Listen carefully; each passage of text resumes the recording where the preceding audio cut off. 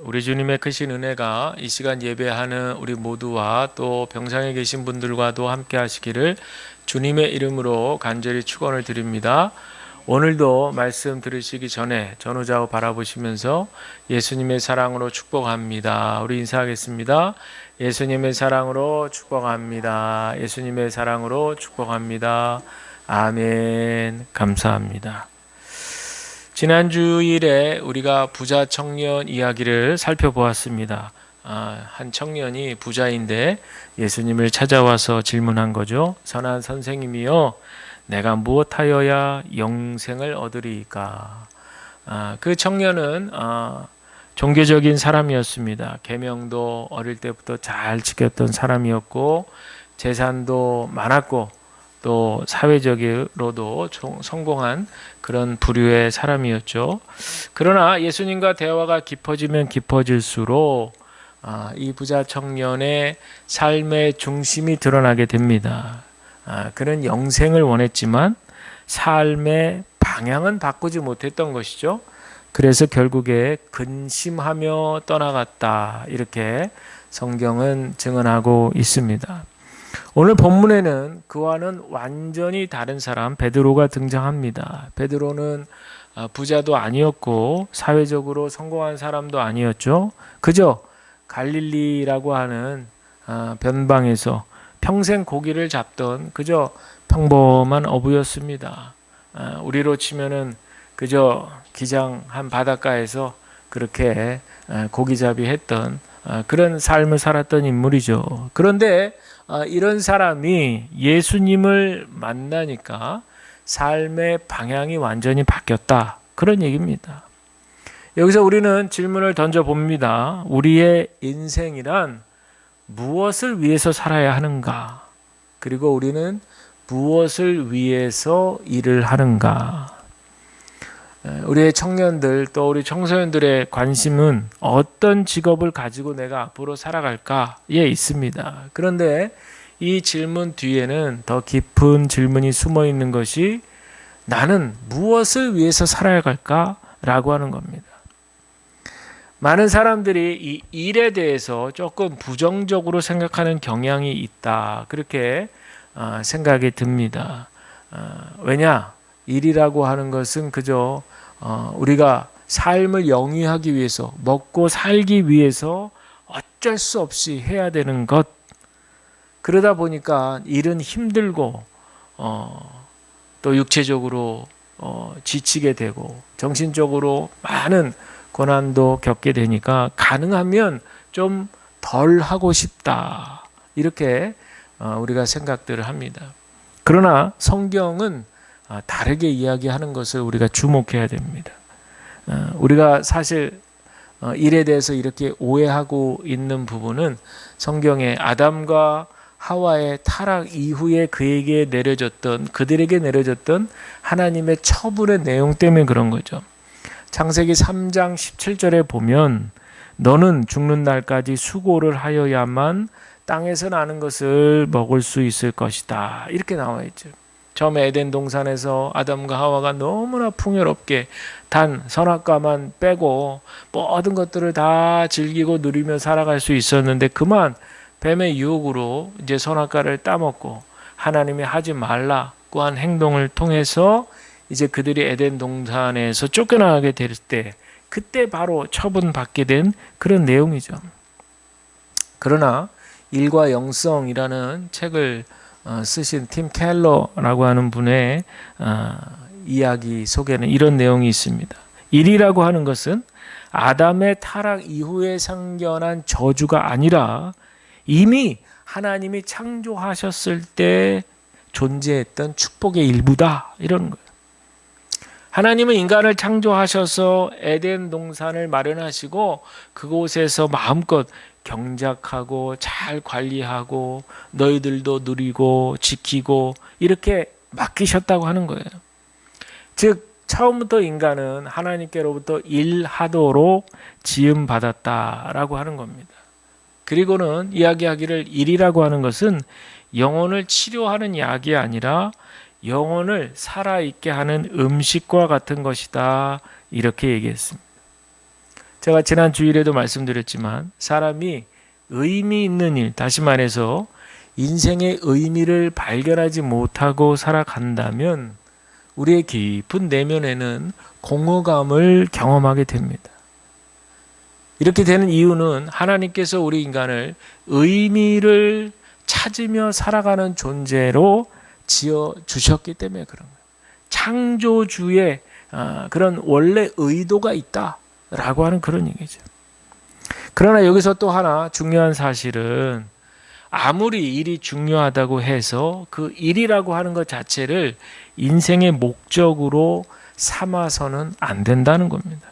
오늘날 많은 사람들이 이 함정에 빠집니다. 마치 직업이 곧 인생의 의미가 되어 버리는 거죠. 그래서 많은 학생 또 젊은이들이 좋은 대학을 가려고 애를 쓰고 말이죠. 좋은 직장에 들어가려고. 그래서 높은 고연봉, 높은 연봉을 얻기 위해서 애를 씁니다. 그러나 그것이 결코 그 인생의 의미가 될 수는 없다는 겁니다. 이 팀 켈러 목사님은 이렇게 얘기합니다. 일이 인생의 목적이 되는 순간 그 일은 하나님을 대신하는 우상이 됩니다. 결국에 우리 인생의 중심은 직업 자체가 아니라 끊임없이 하나님과 관계 맺는 이 관계성이라는 거죠. 오늘 본문을 보세요. 베드로는 어부였습니다. 그는 평생 갈릴리 바다에서 모든 삶을 바쳤던, 고기잡이로 모든 삶을 바쳤던 그런 인생이었죠. 그날도 마찬가지로 평소처럼 밤새 고기를 잡기 위해서 그물을 내렸는데, 그런데 결과는 헛수고였습니다. 한 마리도 잡히질 못했어요. 여러분, 이 장면은 우리 인생과 너무 닮아 있습니다. 우리가 얼마나 열심히 일합니까? 노력합니다. 정말 밤새 수고를 다합니다. 그러나 때때로 우리는 우리 인생에서 아무런 결실도 얻지 못한 것처럼 느껴질 때가 있습니다. 그때 예수님이 베드로에게 말씀하시죠. 깊은 데로 가서 그물을 내려라. 베드로는 이해가 되지 않았습니다. 내가 지금 밤새도록 그물을 내려봤는데, 아니 나같이 지금 이 어부짓만 내가 지금 평생을 한 사람인데 내 노하우가 있는데 말이야.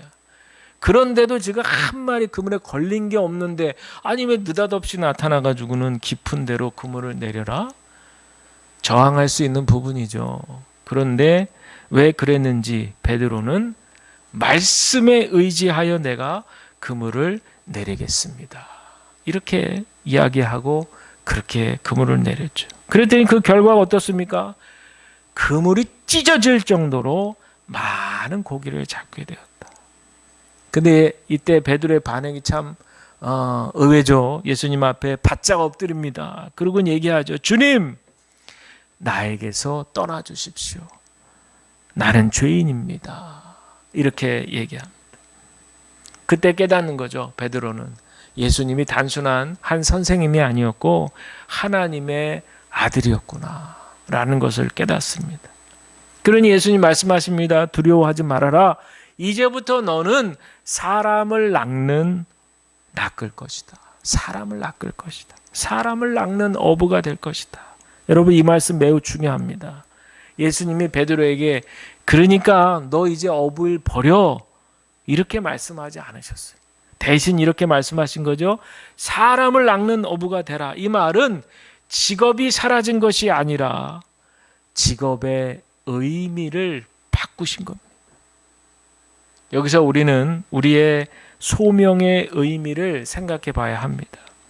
미국에서 많은 사람들한테 존경받는 교육 지도자이자 사회운동가이신 파커 팔머라는 분이 있어요. 이분이 쓴 책 중에 삶이 내게 말을 걸어올 때라고 하는 책이 있습니다. 그 책을 보면 당신이 인생에서 무엇을 이루려고 하기 전에 인생이 당신을 통해 무엇을 이루려고 하는지를 들어보라, 이렇게 얘기했어요. 우리는 보통 이렇게 생각하잖아요. 내가 무엇을 할 것인가? 내가 내 인생에서 뭔가 큰 업적을 이룰 것인가? 우리 이런 생각합니다. 그러나 소명은 내가 무엇을 할지를 정하는 것이 아니라 하나님이 나를 통해 무엇을 하실지를 듣는 것이라는 거예요. 그래서 팔모는 말합니다. 소명은 의지에서 나오는 것이 아니라 듣는 데서 시작이 된다. 그러므로 우리는 이렇게 말할 수 있습니다. 직업은 소명의 출발점이 아니라 그 표현이다. 법조인이 될 수 있습니다. 또 기업인이 될 수도 있고 뮤지션이 될 수도 있어요. 그러나 중요한 질문이 이것이죠. 이 직업을 통해서 나는 누구를 섬길 것인가? 결국에 우리가 하는 일이라는 것은 단순히 돈만을 벌기 위한 것이 아니라 하나님을 섬기고 이웃을 섬기는 방식이 되어야 한다는 사실을 우리는 기억하셔야 됩니다. 따라서 우리가 하는 모든 일은 하나님의 부르심입니다. 많은 분들이 오해하는 것 중에 하나가 소명 이렇게 단어를 쓰면 그거는 목회자들 부르심 얘기하는 거 아닙니까?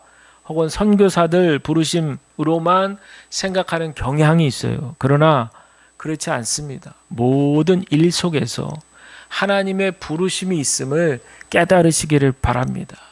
고린도전서 7장 17절에 보면 각 사람은 주님께서 나누어 주신 분수 그대로 하나님께서 부르신 처지 그대로 살아가십시오. 이것이 내가 모든 교회에서 명하는 지시입니다. 이렇게 바울은 권면하죠. 바울은 이미 다른 본문들 속에서도 하나님이 백성들을 구원의 관계 속에서 불러내시고 또 적절하게 영적인 은사를 주시고 그래서 주님께서 맡겨주신 양들을 돌보게 하시고 또 세운 공동체를 잘 세워가도록 하셨다고 여러 부분에서 강조했습니다. 그러나 여러분, 이 말씀을 자칫 잘못 들으면 이거는 꼭 교회에만 해당되는 게 아니냐. 교회를 잘 세워라.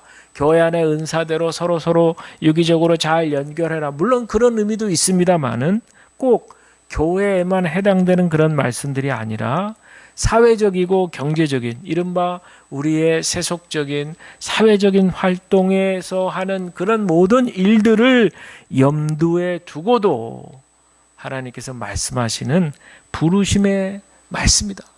위임의 말씀이다. 라고 하는 사실을 기억하시기를 바랍니다. 따라서 일 자체에 담긴 소명이나 부르심의 이 개념을 우리가 회복을 해야 되고 이 말은 단지 일이라고 하는 것이 한 개인의 자아 실현이라든지 더 나아가서 이익을 도모하고 또 권력을 쟁취하는 어떤 그런 수단이 아니라 모두의 유익에 기여할 수 있는 그런 축복의 통로가 된다는 것으로 보아야 하는 것이죠. 자기 자신만을 위함이 아니라 좀 더 넓게 타인을 위해서 더 구체적으로는 이웃들을 섬기기 위해서 그 일들을 해 나갈 때 비로소 그것이 소명이 되고 하나님의 부르심이 될 수 있다는 겁니다. 그렇지 않다면 즉 다른 이들을 섬기도록 하나님이 주신 과업으로 이 일을 새롭게 정의 내리지 못한다면 우리가 하는 일상적인 일이라고 하는 것은 소명이 될 수 없고 이것이 바로 성경이 가르치는 우리에게 가르쳐 주시는 노동관이다. 이렇게 말씀을 드릴 수 있습니다. 이에 관해서 종교개혁자 마틴 루터는 이렇게 얘기했어요. 하나님은 수도원 안에서만 일하지 않는다. 하나님은 농부의 노동을 통해서 또 어머니의 손길을 통해서 정치가의 결정을 통해서도 세상을 돌보신다 그랬어요. 하나님은 소 젖자는 여자아이의 일을 통해서 친히 우유를 내고 계신다. 이렇게 얘기했어요. 즉 하나님께서 다 하실 수 있죠. 우리 하나님이 어떤 분이신데 그게 한 번에 하나님이 원하시는 대로 세상을 만들어 가실 수 있어요. 그러나 하나님은 고집스러우시게도 우리들을 통해서 인간과 함께 손을 잡고 동역하시기를 원하시는 거예요. 특별히 우리가 이 세상에서 하고 있는 일을 통해서 세상을 돌보신다라는 의미입니다. 자, 그렇다면 우리는 어떻게 이 소명을 발견할 수 있을까요? 파커 팔머는 소명을 내가 되고 싶은 어떤 모습이 아니라 내가 실제로 어떤 존재인지를 듣는 것이다. 이런 얘기를 했어요. 이 굉장히 중요한 개념이더라고요. 그 말에 의하면 우리는 종종 가짜 자아로 살아간다는 거예요. 내 삶을 살지 못한다는 거예요. 이 말은 무슨 말이냐 하면 우리가 어느 정도 성장을 하잖아요. 그러면 주변 사람들의 기대에 맞춰서 살아간다는 거죠. 가장 가깝게는 부모님을 비롯한 가족. 넌 이렇게 살아야 돼. 넌 이렇게 돼야 돼. 우리 집이 어떤 집인데 뭐 이러면서 들려오는 그런 이야기들 한두 마디 서너 마디들이 차곡차곡 쌓이면서 그 사람의 정체성을 형성하는 거죠. 또 그 사람이 처한 그 사회가 요구하는 기준들이 있어요. 그러니까 우리 학생들이 우리 또 젊은 청년들이 그 사회의 기준 소위 말해서 스펙을 쌓기 위해서 그래서 불철주야 정말 스트레스를 받으면서 그러면서 거기에 어떻게든 부합하려고 노력하고 또 노력하는 거 아니겠습니까? 그렇기 때문에 이 파커 팔머라는 분이 보는 견해는 사람들이 어느 순간부터 자기 모습을 제대로 보지를 못한다. 즉 이거를 이제 참자 이렇게 표현했는데 자신의 참 자아로 살아가는 것이 아니라 이 사람이 원하고 저 사람이 원하고 사회가 요구하고 그 기준에 맞추려고 애를 쓰는 등등의 거짓 자아로 살아가고 있다. 이렇게 꼬집었습니다. 그러나 우리가 분명히 기억할 것은요. 하나님은 전 세계 80억이 넘는 사람들 단 한 사람도 똑같이 만들지 않으셨다는 거예요. 쌍둥이도 모양은 비슷해 보일지 몰라도 그 속의 성향과 기질은 다 다른 것처럼 어떤 사람은 리더십의 은사가 있는 분이 있고 어떤 사람은 섬김의 은사가 있고 또 어떤 사람은 예술적인 재능이 있는 분이 있고 어떤 사람은 사람의 마음을 잘 공감해주고 이해해주는 그런 분도 있고 이 모든 것들을 가리켜서 하나님이 심어놓은 씨앗이라고 표현했어요. 참 재밌죠? 씨앗이요. 우리 각 사람에게는 다 하나님이 심겨 놓은 씨앗들이 다 있다는 거예요. 근데 너무 작아가지고 우리가 그걸 인식을 못하는 거죠. 그래서 이렇게 표현합니다. 우리는 태어날 때 이미 하나님의 씨앗을 가지고 태어난다. 소명이라는 것은 그 씨앗이 무엇인지를 발견하는 과정이다. 이렇게 얘기했어요. 그러니 여러분, 소명을 밖에서부터 강요받는 것으로 찾아서는 안 됩니다. 아무리 사회적인 요구와 기준이 있다 할지라도 단지 밖에서만 들리는 소리에 귀 기울이는 것은 불행한 삶이 되는 거죠. 마음에도 없는 소명을 추구하는 것은 자신에 대한 폭력이다 그랬어요. 저는 이 문장이 굉장히 마음에 확 들어오더라고요. 마음에도 없는 소명을 추구하는 것은 자신에 대한 폭력이다라는 거예요.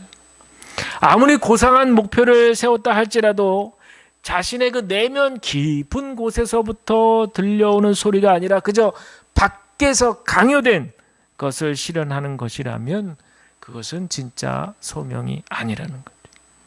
소명은 결코 억지로 만들어내는 것이 아니라 이미 뿌려놓은, 심겨져 놓은 하나님이 심겨져 놓으신 씨앗을 발견하는 거예요.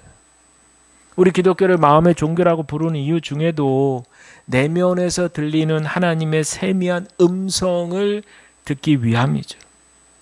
하나님은 이 세상 기준을 뛰어넘으셔서 나에게만 들려주시는 그 목소리를 듣는 것, 이게 바로 소명입니다. 사람들 보기에 베드로는 그저 평범한 어부였죠. 그러나 예수님은 그의 모습을 보고 단박에 그 속을 아셨던 거죠. 이제 이후로는 네가 사람을 낚는 어부가 되리라.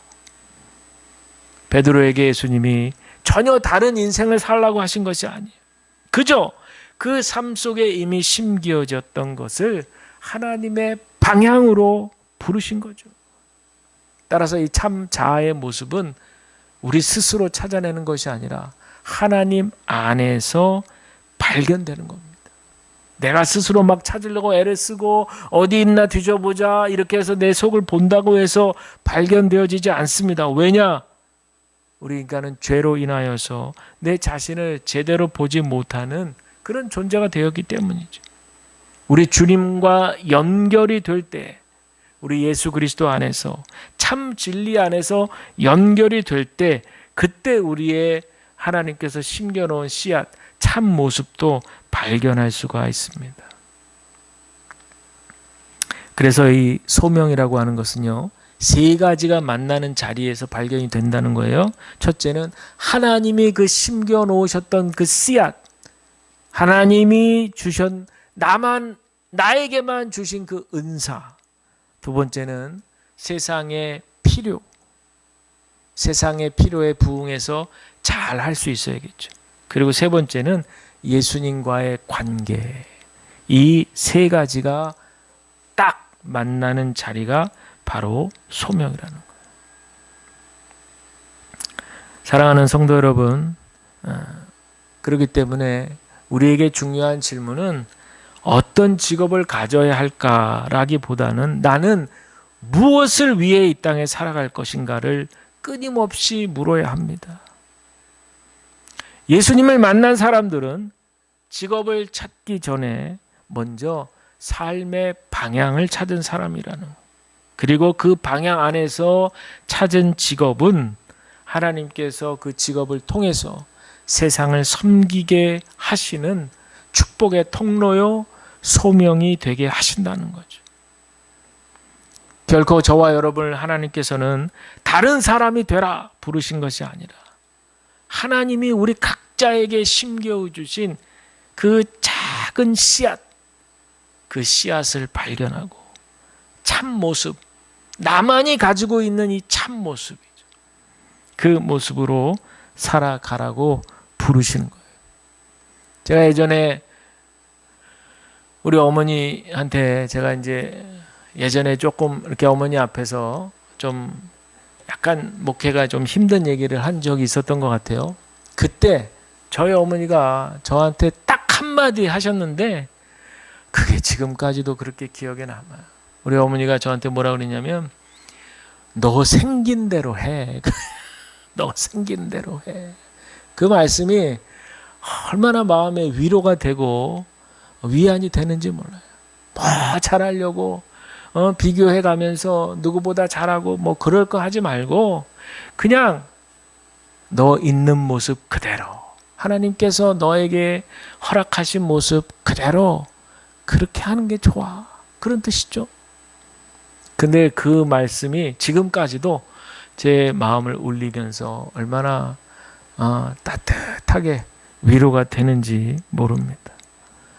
여러분, 우리 모두에게 하나님께서 각 사람에게 분명히 하나님께서 심겨 놓으신 씨앗이 있음을 여러분 기억하시기를 바랍니다. 그것을 발견하시고 무엇보다도 우리 하나님과의 친밀한 관계 속에서 우리 하나님이 들려주시는 세미한 음성을 말씀 가운데 들으시고 그 음성에 따라서 우리의 길을 걸어 나가시는 저와 여러분 우리 모두가 다 되시기를 주님의 이름으로 간절히 축복을 드립니다. 우리 이제 주보의 질문